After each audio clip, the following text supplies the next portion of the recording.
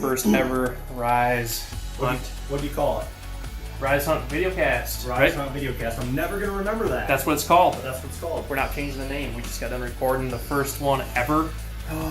So when's this thing going to be live? It's a good question. Monday? Mondays. Or do you want it sooner? Monday. You guys like Mondays? Mondays? Let us know. Drop a, I'll do a little poll thing here. Let us know Monday.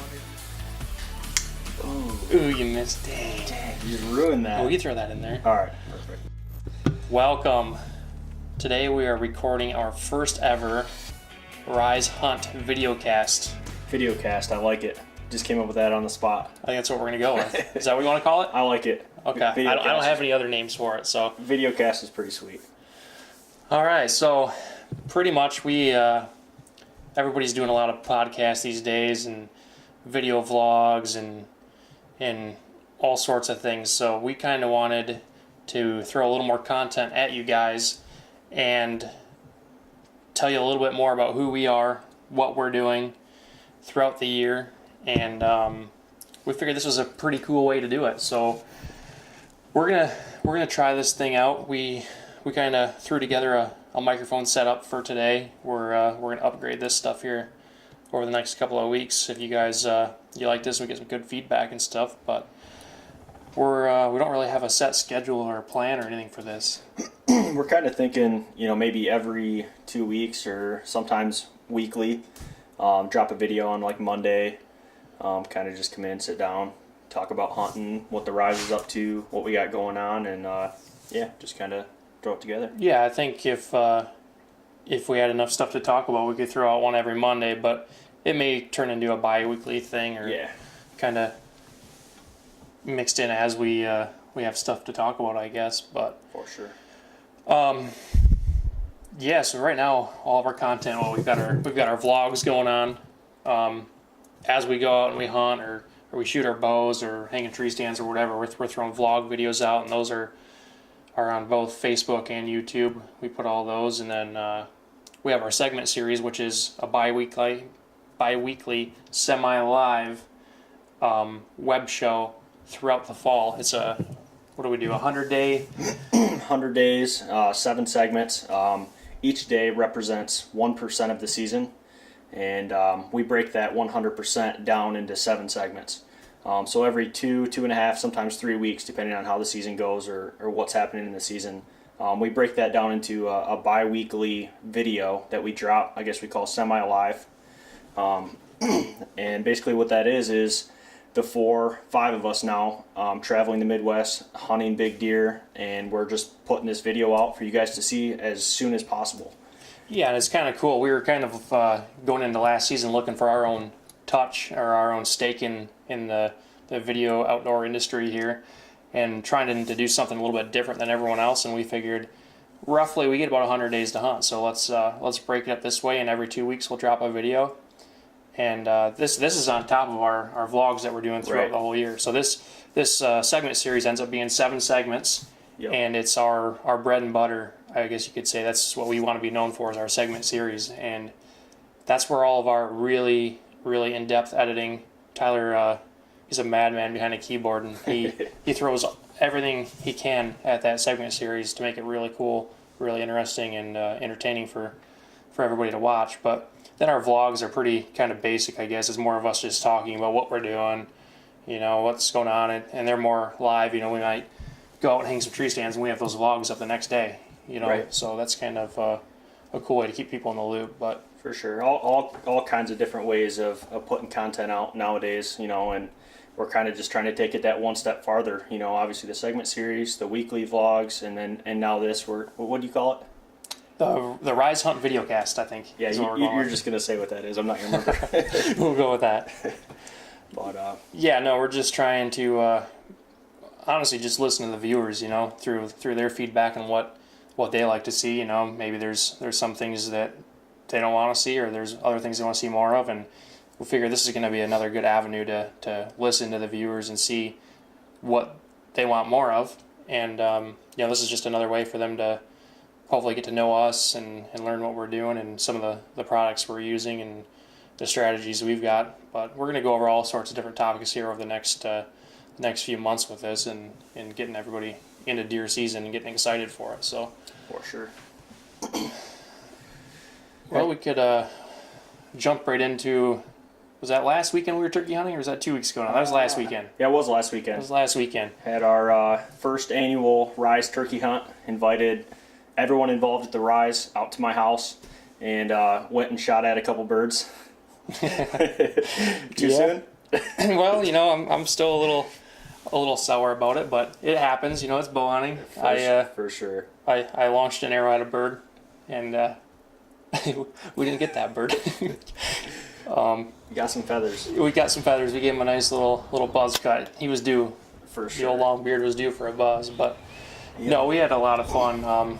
Alex and his fiancee Katie come up, and you know, that's cool because they live down there, kind of towards the Detroit way, or Right. Pretty far south. yeah, a little ways south. So we don't get to see them a ton, so that was really cool. They come up here, and Nick made it up. Yep. Nick was he's new to the Rise this year. Actually, he did some filming with Midwest Whitetail in the past, and it just worked out that we had known Nick for years, and he lives not too far from here. So it was really cool to merge him into the crew, and Ryan was able to get up. Ryan's a really busy guy. He's got a lot going on. He's newly engaged. Yep.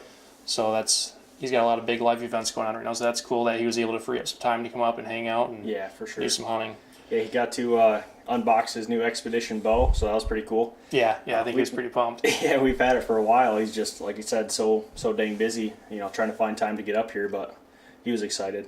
And Yeah, so it was cool. We all got out. Actually, you and Ryan had the early hunts, the first right, hunts in Michigan. So you weren't able actually to sit behind the bow with us. right. But you guys filled in with the cameras, and that was a lot of fun. We had maybe 5 or 6 different farms to hunt, Yeah, and we all kind of split ways out of here in the morning.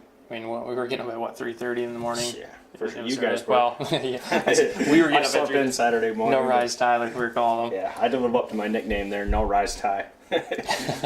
Everyone was giving me shit the night before. We were had a campfire out back, and everyone was giving me shit, saying I wasn't going to wake up in the morning, so I had to prove them right and sleep in. Call them at We noon. lived up to it. How's it going, guys? Yeah, but no, we saw a lot of turkeys. They were being really tough, though. They, for whatever reason, they were all the toms were still grouped up, and they didn't want to break out of their group, and they didn't want to break from the hens they found either. There would be 4 or 5 toms on one hen, and they'd be a couple hundred yards out, and we'd call them across the field to, we were getting them in 150 yards, and they just wouldn't come any closer. So Those birds were weird. They were a mix between call shy and shot shy. I don't know what. yeah, they acted like they had been hunted really hard, super Yeah. pressured, but I don't think that was the case. Yeah, turkeys are weird, man. Yeah, I don't know. Especially when you're trying to do it with a bow, and half of our setups were on the ground, Right, no blind. Like right now, like everyone get into shooting position, camera guy, Yeah. hunting guy, and Yeah, we'd be sitting there, we'd kind of sneak in on a group of birds and start calling at them, and then realize that there's more birds around the corner of the woods, and they're coming towards us, so we're trying to shuffle around and get some decoys out and get some brush around us, and it was Right. kind of cool. But we didn't have a ton of luck. Alex was able to shoot a bird with Katie behind the camera. That was the that's first awesome. morning of Saturday mornings. We Yeah. roosted those birds the night before. He got out there first thing, and man, he wasn't sitting for what, I don't 40 know, minutes? 7 o'clock in the morning or something. It was early, yeah. Super early. Yeah, he coming down right off the roost, and I don't know if you guys have seen the video or not, but come all the way across the field right into the setup, and that bird read the script. That worked out the way it's supposed to work Didn't he out. miss? He did. He did miss. He went for the headshot. We were talking about that the night before too, and that was kind of the discussion we were having. Is do you body shot turkeys or do you headshot turkeys, and what's everyone's opinion? We were all sitting there talking about it, and Alex, I'm going for the head. Matt, I'm going for the body. And first arrow that gets flung on Saturday morning, he goes for the head and whizzes right by him. Just, I mean, he just barely if you missed. watch the footage, it must have barely touched him. And he was lucky enough to put a follow-up shot on that bird as it was facing away, and wiped out. So Yeah. pretty cool, and cool footage. That sun coming up through the trees, and whole field was just lit. and that was cool. I'm Yeah, happy for him. That was really cool, and that was his first turkey too. He Yeah, had, it was. What do you say? 5 years he'd been trying to kill a turkey with his bow and arrow. For sure. Which, last year I think he let Katie hunt first. She was up to bat first, and she got a bird. Yep. And then after then he didn't have a whole lot of opportunities. But then coming into this year, he was up to swing. Yep. Right off the bat, Katie was on the camera, and so that was cool. That was really cool, and to have everybody in camp for a weekend, it's hard to get all of us together. Right. And that was a lot of fun. That was fun. That was a lot of fun. Especially because, obviously we all work full time and we all have a lot going on. And, to get us all to meet up, that's it pretty takes some difficult planning. to do. Yeah, I mean, we had to plan a month out or something for this, and it worked out, so it was fun. Yeah, and hopefully we can do a couple weekends like that during deer season. Yeah. That'd be really fun. Well, that's enough with the turkey talk. For sure, man. I'm over turkeys. I'm over it. I don't want to talk about turkeys no more. Those turkeys, that stuff's for the birds. It's for the birds, dude, for sure. No, so we've got some food plot projects going on between, I guess, my project was more so this winter. I cleared out a bunch of land. But right now, which we should probably be out there working on it as we speak. I know, don't between remind me. rainstorms. I don't know if it's still raining out there, but No kidding. we've got a pretty cool project going on over at your farm. You want to kind of talk in depth on that? So I have a 20-acre chunk in Montrose, Michigan that my family's owned for 20 years roughly, and it's never really been the best deer hunting. There's a lot of neighbors. There's probably 7 or 8 parcels that actually touch my 20 acres, and they all hunt. So anyone who hunts small parcels knows all about this, but it's never really been a big farm for producing big bucks. We get pictures of big bucks, but we don't kill big bucks on it. I guess we travel out of state, and that's kind of where, what we're doing. But long story short, I've been putting 3 or 4 acres into clover. I listen to Mark Drury and Drury Outdoors a lot, and they're kind of one of the people I look up to. And Mark Drury preaches about clover, put on small parcels. Clover, make it a sanctuary, and get out. Well, I did it. I did it for 3 years, and I'm not going to say Mark Drury's wrong, by no mean, but this super, super heavily, pressured hunting area in clover, it's just not producing. These deer are so afraid to step out into a field. They won't even go into a clover field. Like, that's how hard these deer are pressured. And I think it's kind of a unique situation we have here in Michigan too, and especially here in mid-Michigan, we have a lot of hunters, and yeah, clover is a great attractant and very good for a deer's general health.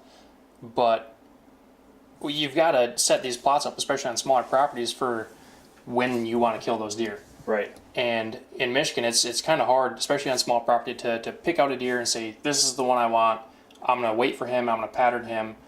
But I feel that most of our hunting pressure is October, November. Right. Our gun season's right in the middle of the rut. After that, Yeah, it's done. 70% of the hunters are done. They hang up their boots. Yep. No one's hunting around Christmas. Nobody's hunting in December or late December. They're done with. Exactly. And by transitioning all of that clover into soybeans, we're hoping for a good, cold, snowy late season. Yeah. And there shouldn't be a ton of hunting pressure around there that time of year. And I think that's going to draw in the deer you may be after, plus some potentially bonus deer. For sure. Yeah. Late. Probably, actually, I think it was like Christmas Eve, Christmas, and the day after Christmas, I was able to hunt last season. And it was the first time I was able to lay eyes on my target buck last year. It was in December. I didn't see him in October. I didn't see him in November. Didn't see him all the beginning of December.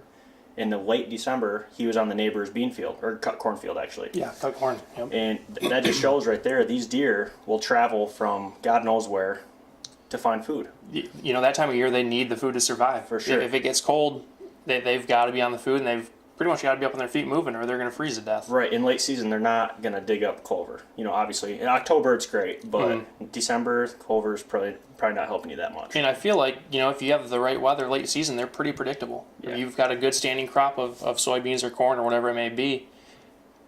It's cold. You've got snow.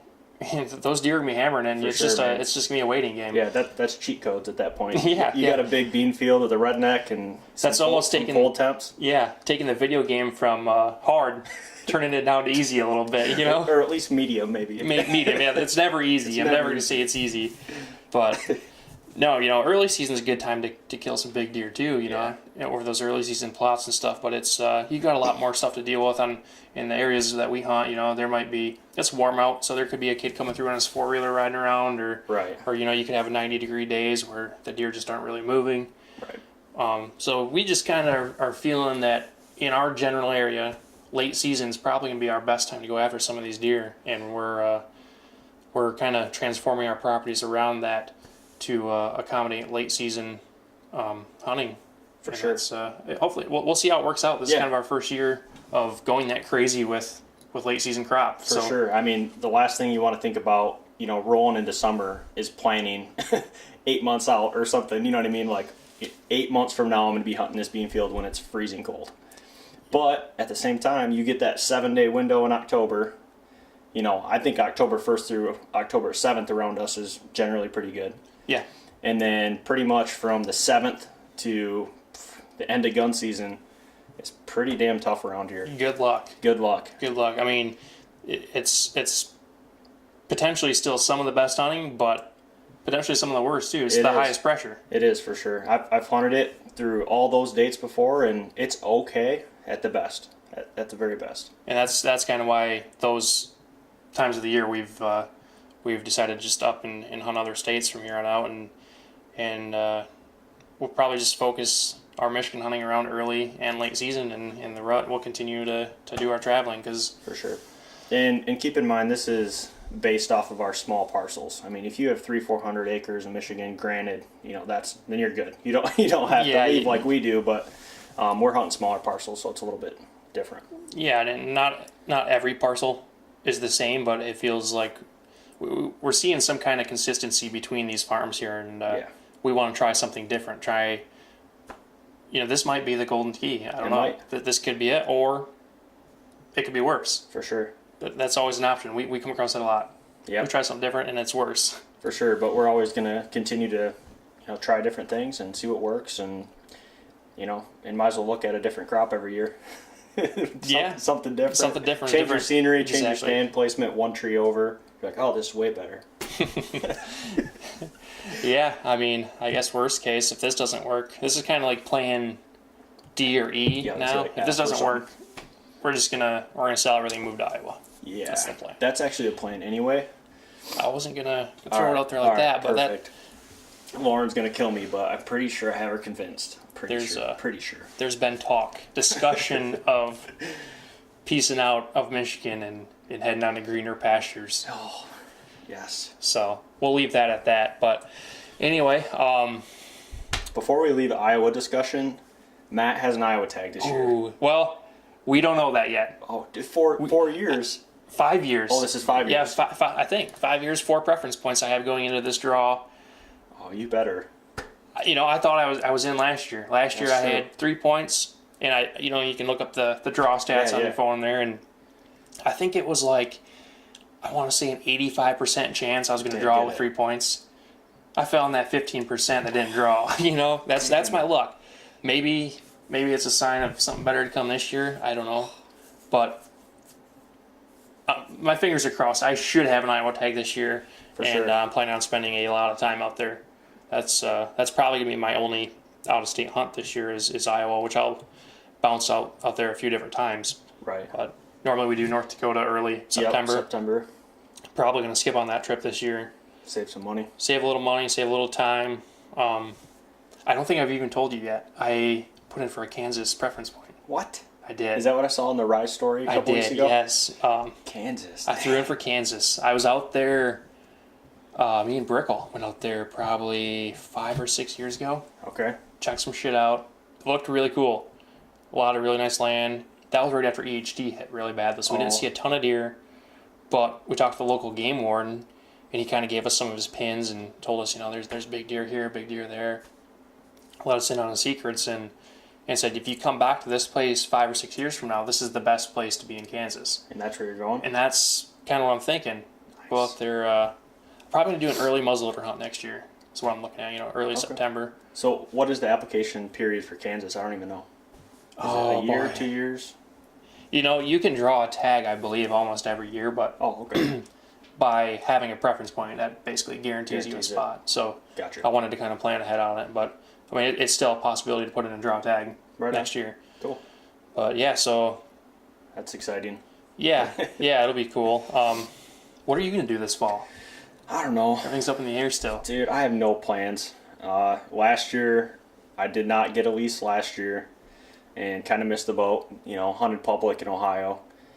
And that's kind of just been like a 5-year curse hunting this piece of public in Ohio. And I mean, there's big deer on it. there You've is. seen them. And I have encounters every single season. So it's like, man, should I give up on this place I've invested 5 years of learning, or should I stick it out for another year? I don't know. I mean, I skipped it 1 year and I went to an outfitter. 2015, I went and shot a 120, high 120s, low 130, 8-point. And then I went back to my public ground. Like, man, I just am determined to kill one out of this stupid piece of you've got public. that kind of time put into it. It's hard to give up on, but Yeah. at the same time, I mean, maybe it's just me, but I feel like I'm seeing a transition in Ohio in the past few years. It's getting worse. There's a lot more people heading to Ohio, and there's still some great public hunting to be had down there. For sure. I mean, you're still seeing good deer every year you go, but Less and less, it seems like, though. yeah, less and less deer in general Yep. every year, and more people. Yep. And I think you the used to- cat's out of the bag a little bit in It is. Ohio. I think it used to be a secret 5-6 years ago. People didn't really know. At least being in Michigan, everyone drove north. Oh, let's drive up north. That's what they did, thinking that there was big deer up north. When really, it's the opposite. There's smaller deer up north, but an hour and a half or 2 hours down to Ohio, and all of a sudden you're hunting world-class deer. Yeah, it's so close is the thing, and the tags are cheap. I think they went up. Was it last year, maybe? Yeah, I think so. I think they're like 160. Okay, they used to I could be be wrong, but $149, I think they were, but okay. tags are cheap. It's close to a lot of people in a lot of populated areas to where, you used to be able to go down there and hike back over 3 ridge tops, or Yep. or Mount Everest as you were calling them Oh last my year. gosh. And Don't you could ever get away put from me through people. that. You used to be able to get away from people down there, and anymore it's just Yeah, there's a lot of people, and it seems like less and less deer. So I don't know. I'm not writing Ohio off just yet, but it's definitely getting a little more difficult. I think you owe yourself a deer out of that I place. do, You man. do. I really do. I'd like to see you just get down there and shoot one and get it over with and say, okay, peace out. It was fun. I'm done. Right, I'm not coming back here. Thank you, though. Right. Yeah, it's hard to give up on something when you've invested that kind of time, Yeah. the scouting and just learning little things about, maybe this neighbor guy over here likes to come out and bang his pot and pans because he doesn't like me hunting, Right. or, just stuff like that, or, they travel this ridge, For whatever, sure. but, so, Yeah. So, are you doing public in Iowa? You don't have a lease? I am doing public, yeah, I think. You think? That's the plan right now. I might try to knock on some doors and maybe score a piece. So I'm hunting a different zone than I originally planned. I was hunting, or I guess I had permission in zone 4.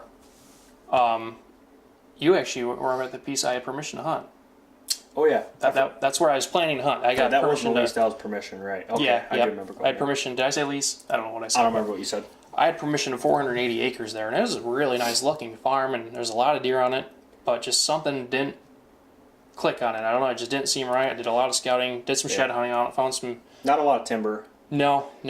It's a lot of, tall grass and some cedars and... Yeah, there's some CRP, but it wasn't even really a good CRP. No. It kind of all collapsed and didn't have... I don't know. It's a big piece, but it'd be weird hunting it. Like, I don't know how it's hard to... I mean, the way that road goes and that bottom is, it's like... Yeah, there's no real good access to it. Like, everywhere you would want to enter the property is, like, bedding, Mm-hmm. I think. So, and then you can't come in from the backside because it's so huge. And I know it's Iowa, but I don't see there being any big deer on that chunk. I mean, I'm sure there's 140-inch deer, which call me crazy. I mean, they're big, but you wait 5 years to go to Iowa, you want to have a chance at something big, real big. For sure. But, so, gonna hunt a different zone. A friend of mine moved out there last year, and he's kind of been scouting out some public land, and we ran cameras on it last year and had some good deer coming through. And so that's kind of the plan right now, is just to truck it back in the public, and I think we're going to have some luck on it. Yeah. It'll be cool. You guys will have to watch for that video this fall. We're going to capture the whole... We're trying to name this video. You can put the cat out of the bag right now? Well, I'm not going to give them everything, but Okay. I do know there's this, what is it, the Badlands Film Festival You didn't know what it was called? No, I know what it's called. I'm not trying to talk like I know what I'm talking about. Like letting the cat out of the bag here. Just gonna. Right. So there might be a video going on. There might be a film fest and a epic video and Something to do with Iowa. all kinds of cool stuff. But All right, I've said too much. then if I don't kill anything, you probably won't see any of it. Right. Never happened. You'll see it on our segment series. Yeah. You see the great Iowa failure. Oh boy. Ooh, let's not talk like that. No, don't even put it in the universe, dude. I know what you're talking about. Yeah, so what are you thinking about future plans for this videocast thing? How do we want to structure this thing? I don't know. I don't know, man.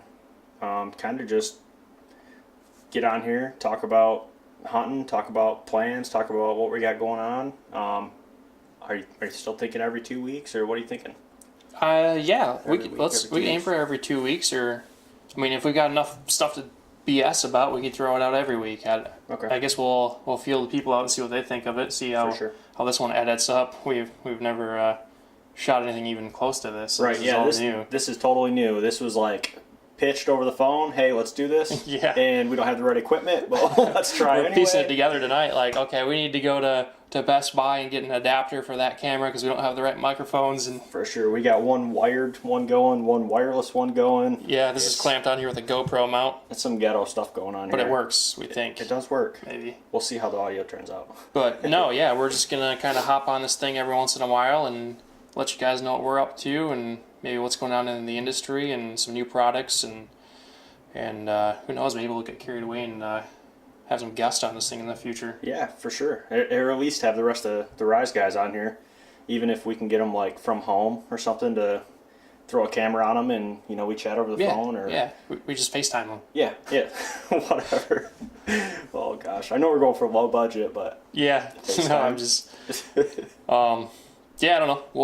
We're gonna mess around with this, trying to perfect it a little bit, but hopefully you guys like it. And if you don't tell us. Don't tell us. Now tell us. Let us Okay, know. put it in the comments. Yep. Let us know what you think. If it's good or if it sucks or what you want us to talk about. Yeah, I don't know. Yeah, no, I think things kind of be a cool little thing, and it'll be fun, and Yeah, we won't take it too seriously. We'll for kind of, sure. but I don't know. Anyway, we got to give a shout out to our sponsors. If it wasn't for these guys, anything we do wouldn't be possible. So big shout out to Badlands, all the guys over there. They've been a big help to us over the past couple of years, and appreciate everything they do for us. For sure.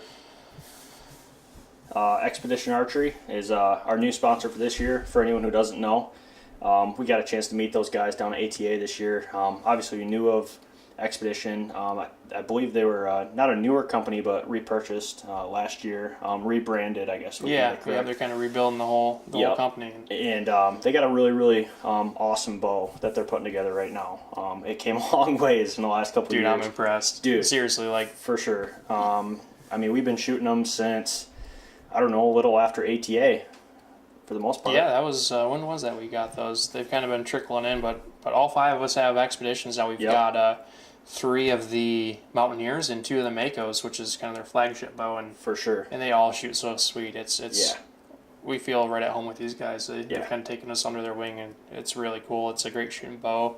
I mean, I can sit here and preach it, but you guys literally get down and shoot this bow. Yeah. You've got to try it out. Take it for a sure. test drive. Definitely. It's a really good fit for us, too, as well as Badlands. Badlands and Expedition kind of go hand in hand. They offer their bows in full approach FX, so it's So just like sick. Yeah, it's sick. Like it's the sickest pattern with an awesome shooting bow with decked in Badlands. I mean, Yeah. what more could you ask for? It's cool, and got to thank the guys over at Stick and Pick. If you haven't checked those out, they make some really cool trail camera mounts for getting your camera up, maybe in the tree or even if it's down low, looking up a creek or however, you can kind of mount your camera anywhere with those. Yeah. Really cool. They've got some strap-on models for public land, which are pretty cool. They've got, stakes you can put on the edge of a field. We use those things all the time, especially like out in North Dakota. How many of those did we have spread out? A million, because there's no damn trees. Yeah. Back 40 butt calls. Yep. What do you got to say about our buddy over there, man? He's He's a good dude, and he makes some really cool stuff. yeah. That's Well, he's just come up with turkey calls too, just in time for turkey season this year. So we got our hands on a couple of He's those. like, dude, they're done. They're on the way. Like Yep. instantly. We're like, all right, sweet. So we got them for the Rise weekend, and we called some birds in. We shot a bird with a back 40. Yeah, and they're really unique. You know, it's all kind of handcrafted looking stuff. It's, Yeah. They're he put some time into them. They're Yeah, really it's quality. nice. Yeah. Yeah. Yeah. So that's cool. But yeah, I don't know. You want to wrap this thing up right here? Oh yeah, about 30 minutes. We're at 30. 30 minutes. The camera's still Solid, on. cool. So that's a good Wow, sign. good. Good. The camera's still running. I can still hear myself in the mic. You hear yourself? You still got audio. We got everything's lights. Good. Videos on. All right. Sweet. Wow, this might have worked. We might have This might have worked. pulled this first thing off If here. it doesn't work, you won't see this video. So we're good either way. That's true. All right. Anyway, Let's wrap this thing up. yeah, let's wrap this thing up. You guys can find all of our content on Instagram at @therise_hunt. YouTube, same, @therise_hunt. Facebook's a little different. Would it be the Rise Bow Hunting on there? I think you type in, or Yeah, I think it is the Rise Bow Hunt. Rise Bow Hunt or something like Yeah, that. websites. TheRiseHunt.com. Yep, Obviously. www.therisehunt.com. We put all of our segment series up on there, along with some blogs and kind of some other cool stuff on there. So, no, this was fun, man. Yeah, for sure, dude. I'm pumped. Hope you guys like the content. A lot more will be coming out here soon in the next following weeks. Along with, we also have a DVD coming out here soon of last season, segment 1. I wasn't going to bring it up. Throwing it out there. Throwing it out there. We got a DVD coming out of the whole segment series of last season with bonus features, with a few bonus hunts. We're going to put Nick in there. Nick killed a big buck. That's some really sick footage, so I want you guys to see that too. Yeah, But and a couple of our old hunts from North Dakota, 2 or 3 years ago, even, which yeah, would be cool. Ohio buck. There's a bunch of cool hunts on there that we wanted people to see that, were prior to the segment series. So putting all that stuff into a DVD, you can buy that on the website, therisehunt.com. So All right, well, until next time, guys. Peace. see you.